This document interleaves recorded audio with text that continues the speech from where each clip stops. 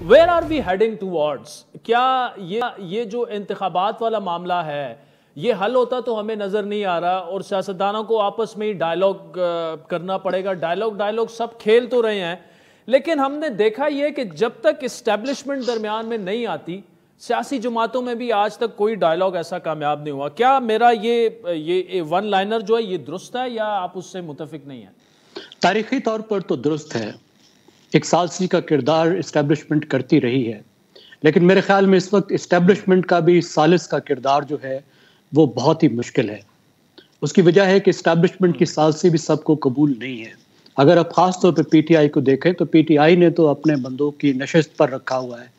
अगर इमरान खान की मैं टर्मिनोलॉजी यूज करूं इस्टेब्लिशमेंट को, और उन्हें मेरा नहीं ख्याल कि किसी तरह भी इस्टेब्लिशमेंट की सालिसी कबूल होगी।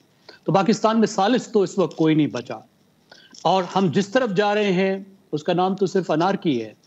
और ये अनारकी इस तरह की है कि अगर स्टेट के जो 3 पिलर्स हैं, जो ट्राइकॉटमी ऑफ पावर्स होती है, जो 3 हिस्सों में रियासत तकसीम होती है, वो 3 हिस्से आपस में एक दूसरे के आमने सामने आ गए। मसला सिर्फ सियासी तो नहीं है, सियासी तसादुम भी बड़ा खतरनाक होता है, ये जहर अंगेजी बहुत खतरनाक होती है। लेकिन अगर रियासत के सतून एक दूसरे के आमने सामने आ जाएं तो वो मामला कितना खतरनाक होता है। इस वक्त तो कोई रास्ता नजर नहीं आ रहा।